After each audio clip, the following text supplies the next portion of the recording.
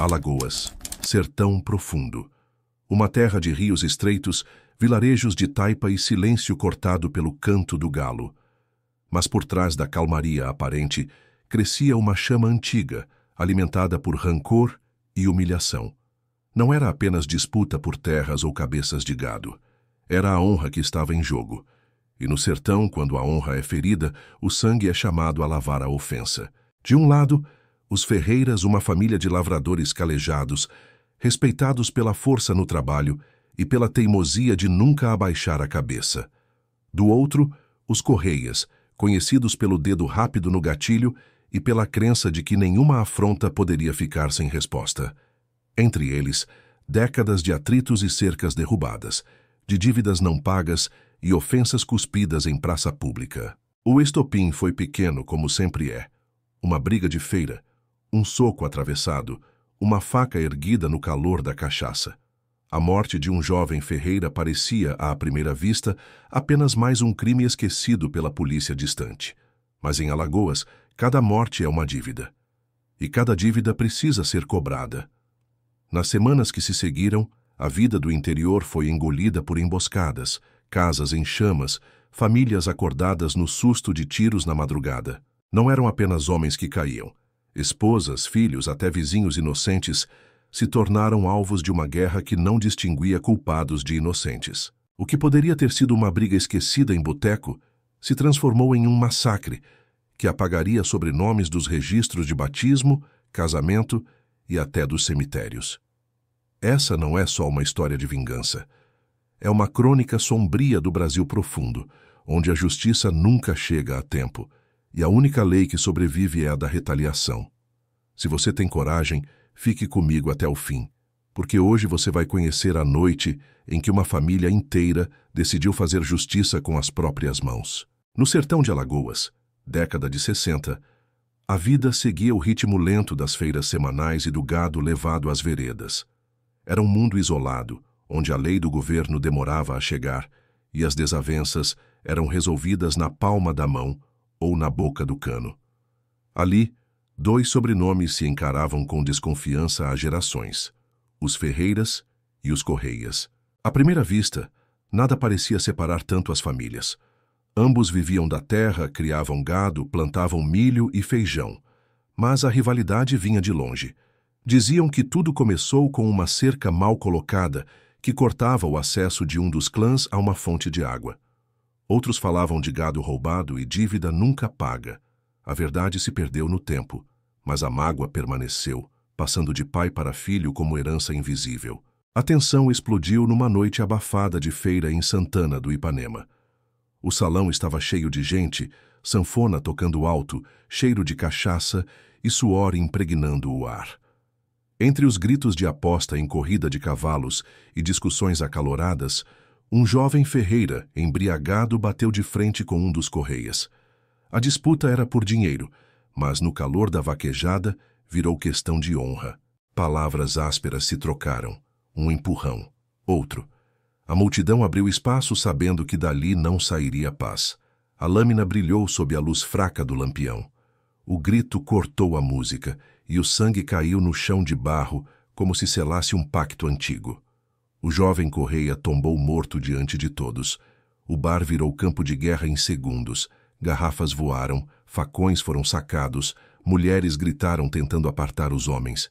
Mas o estrago já estava feito. A primeira vida havia sido tirada. Na manhã seguinte, os sinos da capela dobraram. O enterro foi silencioso, mas os olhares dos Correias eram promessas em brasa. Ninguém precisava dizer nada. No sertão, quando uma vida é tirada, a contagem regressiva para outra já começa. Os Ferreiras tentaram justificar alegando briga de bêbados, mas ninguém acreditou. Para os Correias aquilo era insulto imperdoável, e a resposta não viria nos tribunais, viria da pólvora. Dias depois, 4 homens encapuzados emboscaram o irmão mais velho do rapaz, envolvido na briga. O pegaram na estrada de chão, quando voltava com a carroça carregada de milho. Os tiros foram secos, certeiros. O corpo caiu diante dos bois, e a notícia correu como fogo em capim seco. A guerra estava declarada. Naquele instante, a rivalidade deixou de ser sussurro de boteco ou briga de roça. Transformou-se em guerra aberta, e quando a vingança se instala em uma família inteira, não há mais inocentes, apenas alvos. O enterro do Ferreira morto na estrada foi diferente de todos os outros que o povoado já tinha visto. Não houve choro alto nem lamúria, apenas silêncio pesado, olhos baixos e a certeza de que a contagem não terminaria ali. A cada pá de terra jogada sobre o caixão, mais uma promessa de vingança era firmada. As mulheres vestiam preto, os homens se armavam por baixo do paletó e até as crianças entendiam que aquele não era o fim, era o começo. Naquele mesmo dia, as porteiras da fazenda dos Correias começaram a ranger mais cedo. Os animais mugiam inquietos, pressentindo o que estava por vir. Ao cair da noite, 3 cavaleiros surgiram na estrada poeirenta. Não eram viajantes comuns. Vinham com os rostos cobertos, chapéus enfiados até os olhos e a espingarda descansando sobre a sela. Eram ferreiras, decididos a revidar com a mesma moeda. A fazenda estava em silêncio quando o primeiro disparo ecoou. Um cachorro latiu, mas logo foi calado. A porta da casa grande estremeceu com o impacto das balas e as lamparinas que iluminavam o alpendre caíram no chão, espalhando fogo pelo terreiro. Os Correias acordaram em sobressalto, gritos e correria se misturando ao estalo da madeira queimando. 2 homens foram atingidos ainda na varanda. Um terceiro tentou reagir, mas o tiro certeiro de Pedro Ferreira o lançou contra o tronco de um juazeiro. O massacre foi rápido, brutal, planejado para não deixar dúvidas. A morte do irmão seria cobrada até o último centavo de sangue. Quando o fogo começou a se alastrar pelo curral, os cavalos se desesperaram, relinchando e chutando as cercas. O barulho era ensurdecedor, como se a própria terra gritasse. As mulheres dos Correias tentavam apagar as chamas com baldes d'água, mas tudo era inútil. Em menos de 1 hora, a fazenda inteira estava tomada pela escuridão e pelo cheiro acre da fumaça. Os Ferreiras partiram em silêncio, deixando atrás de si o rastro de fogo e corpos espalhados. Não era necessário o recado escrito. A mensagem estava clara. A vingança havia começado. No dia seguinte, a notícia correu como vento pelo sertão. Nas feiras, ninguém falava de outra coisa. Padres rezaram missas em voz baixa, sem citar sobrenomes para não provocar tumulto. Professores suspenderam aulas porque o tiroteio podia recomeçar a qualquer momento. Até os comerciantes que viviam da venda para as 2 famílias começaram a fechar as portas mais cedo, temendo serem confundidos como aliados. A polícia foi chamada, mas chegou tarde. Como sempre, encontraram apenas cinzas e silêncio. Registros foram feitos em papéis amarelados que logo seriam esquecidos nas gavetas do cartório. No sertão, todos sabiam. Quem decidia o destino não era o juiz, mas a bala. E assim, com cada novo corpo, o ódio se espalhava como peste. Já não era mais apenas entre homens armados. Era uma maldição que contaminava mulheres, crianças, vizinhos. Cada vida ceifada se transformava em justificativa para outra. O ciclo estava selado. O cheiro de fumaça ainda rondava as colinas quando o povoado de Santana do Ipanema acordou sobressaltado. Não eram mais apenas histórias de emboscadas em estradas distantes. A guerra havia chegado às portas da vila. As famílias Ferreiras e Correias já não se limitavam a atacar fazendas. Agora buscavam sangue em qualquer lugar onde o inimigo pudesse ser encontrado. Na feira daquela semana, o clima era de funeral. Barracas armadas às pressas, vendedores falando baixo, olhos desconfiados percorrendo cada rosto. O sino da igreja repicava, mas não trazia alívio.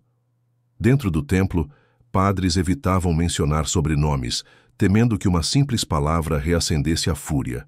Os bancos estavam divididos. De um lado os Ferreiras, do outro os Correias. Entre eles, apenas o silêncio carregado de pólvora. O estopim veio ao meio-dia, quando um Ferreira cruzou com 2 Correias diante da venda do seu Zé da Botica. Ninguém lembra direito quem puxou primeiro, mas todos lembram do som, o estampido seco de um revólver ecoando pelo centro da vila. O caos se espalhou em segundos. Mulheres correram, Crianças se esconderam atrás das barracas e os homens, já armados, transformaram a praça em campo de batalha. O tiroteio durou minutos, mas deixou marcas que ecoariam por décadas. 3 homens tombaram na rua, um deles inocente, um tropeiro que nada tinha a ver com a rixa. O sangue no chão de terra foi o anúncio definitivo de que ninguém mais estava a salvo. Após o ataque, vieram as retaliações em cadeia. Correias invadiram celeiros dos Ferreiras durante a noite, incendiando plantações inteiras. Os Ferreiras revidaram emboscando trabalhadores em estradas, deixando corpos expostos como recado.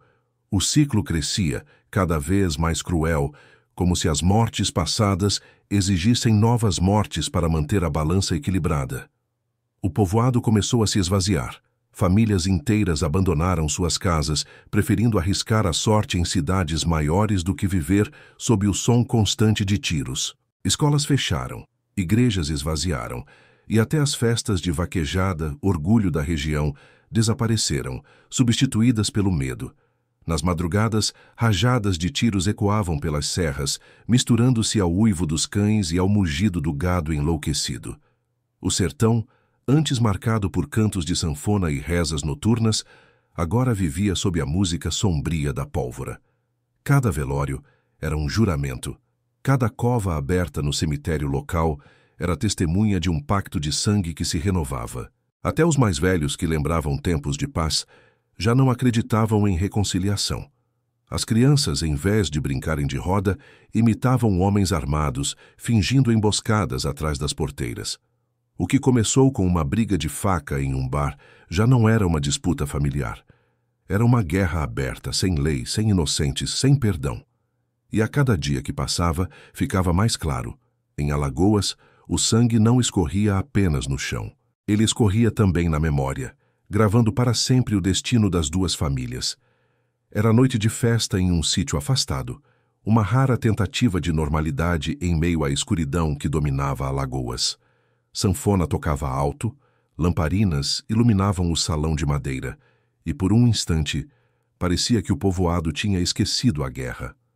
Mas festa em terra de sangue é como vela em noite de vento. Basta uma faísca para apagar.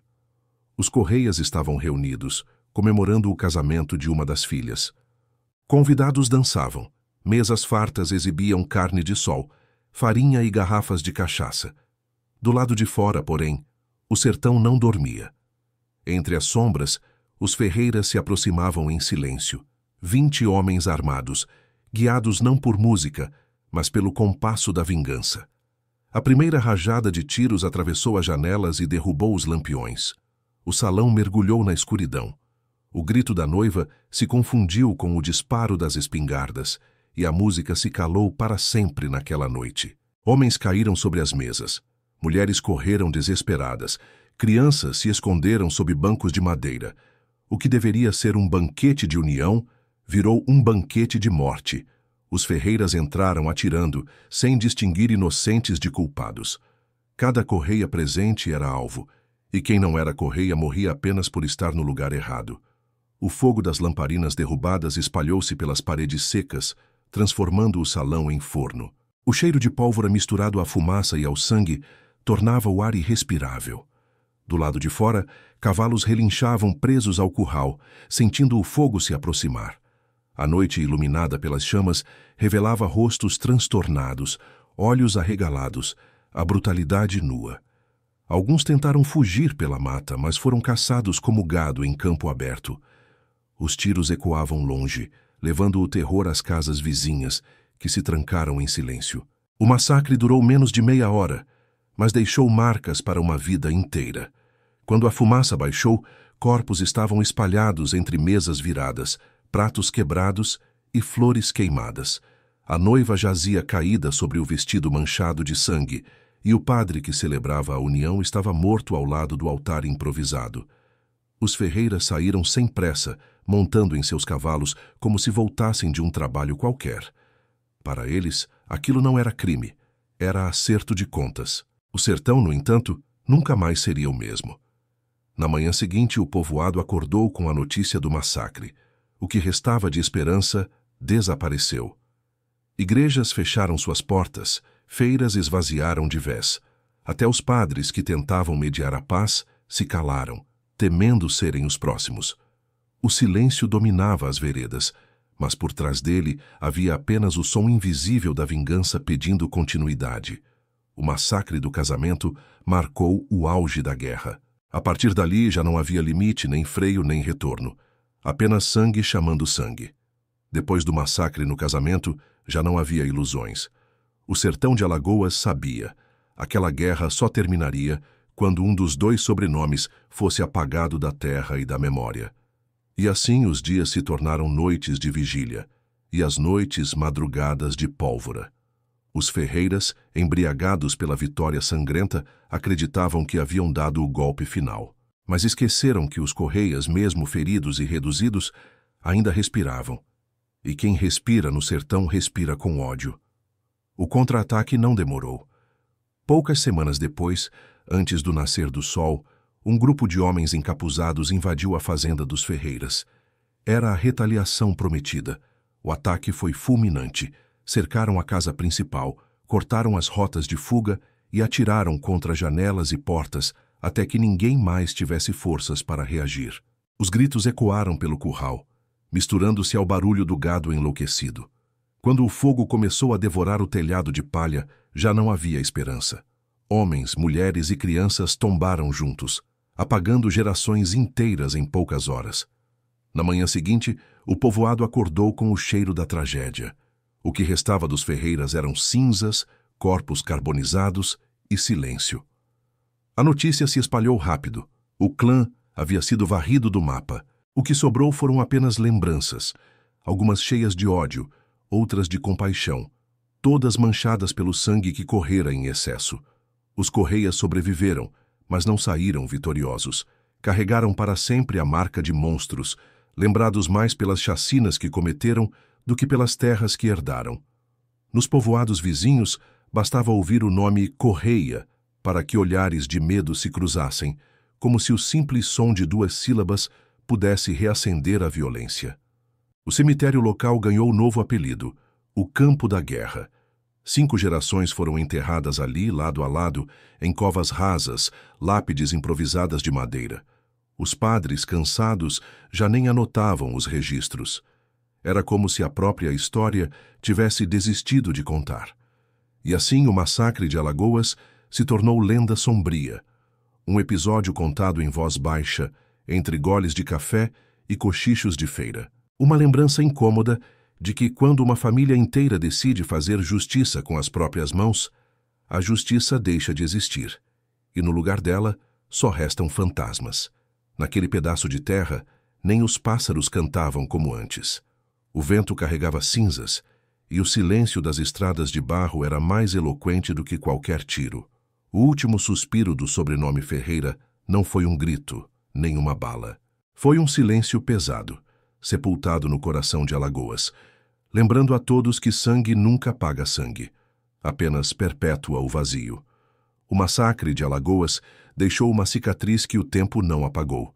O sertão seguiu, o gado voltou a mugir nos currais, as feiras voltaram a erguer suas barracas, mas a terra permaneceu marcada pelo sangue de uma família inteira. Os Ferreiras desapareceram, varridos como se nunca tivessem existido. Os Correias sobreviveram, mas condenados a carregar o peso da infâmia. No fim, não houve vitória, apenas ruínas. Essa história é mais do que um capítulo sombrio do interior. É um lembrete cruel de como a vingança, quando tomada como lei, não escolhe culpados nem inocentes. Mata filhos, apaga gerações e transforma sobrenomes em maldições. O que começou com uma faca erguida em uma noite de cachaça, terminou com cemitérios cheios, casas queimadas e a memória de um povo aterrorizado. O sertão aprendeu uma lição amarga. Sangue nunca apaga sangue. Cada bala disparada é uma herança de dor. Cada cova aberta é uma lembrança de que, quando a justiça é feita pelas próprias mãos, não sobra espaço para esperança, apenas silêncio. E você, depois de ouvir essa crônica sombria, acredita que a honra de um nome vale o preço de uma geração inteira?